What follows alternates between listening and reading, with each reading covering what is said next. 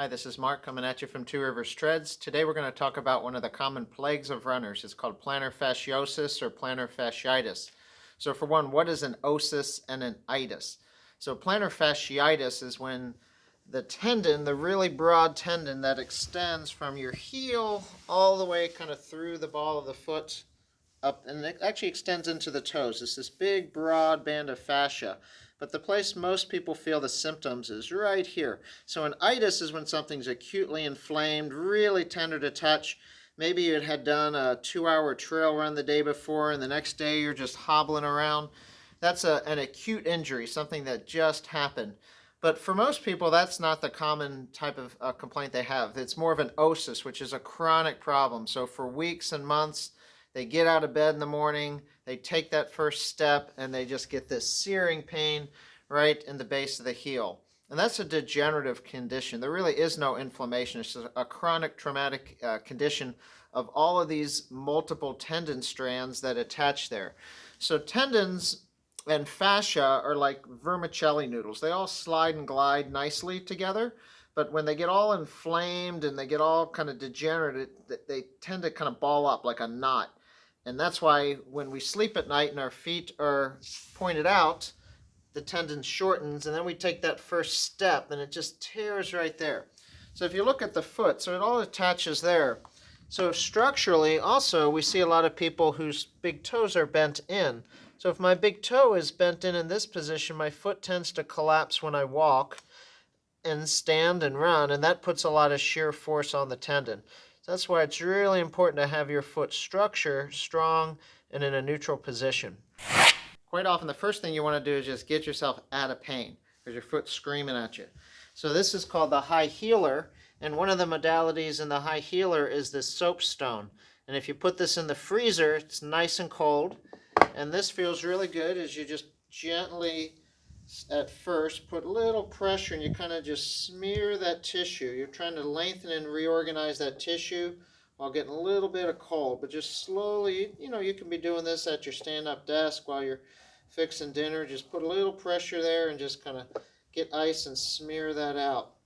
I like the Moji also. This can go in your freezer. So nice cool rolling balls, and again just trying to reorganize that tissue. You kind of move side to side, you can kind of roll. All this stuff is meant to be really slow, no fast movements, just trying to reorganize the tissue a little bit, get rid of some of that inflammation. Trigger point makes a nice foot roller also, and again really slow and lengthening out that tissue a little bit. But you can mix these things up. Feels really good. Spend a few minutes each day, several times a day, moving between these modalities.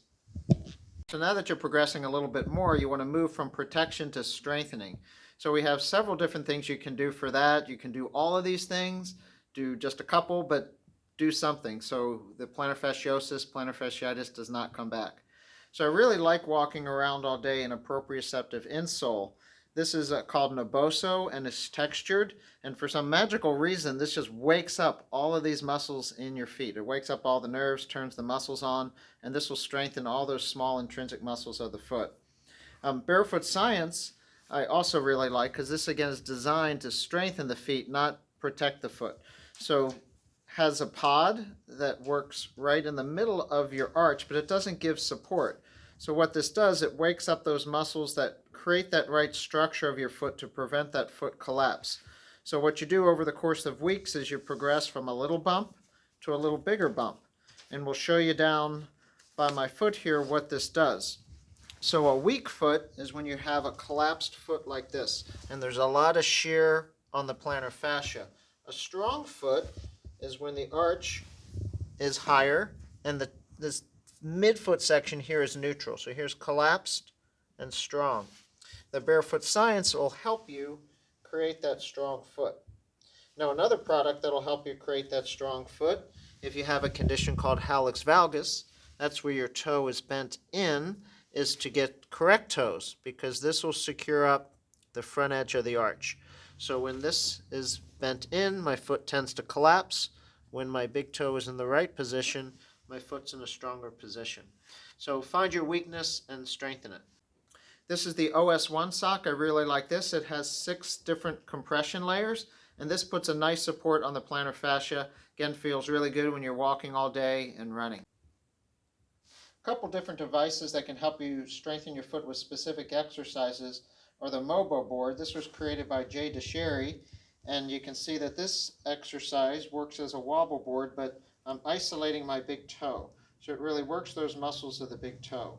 And you work this, as you see, it's got movable half moons, and you can work both sides, both axes of the feet, and both feet by flipping it over.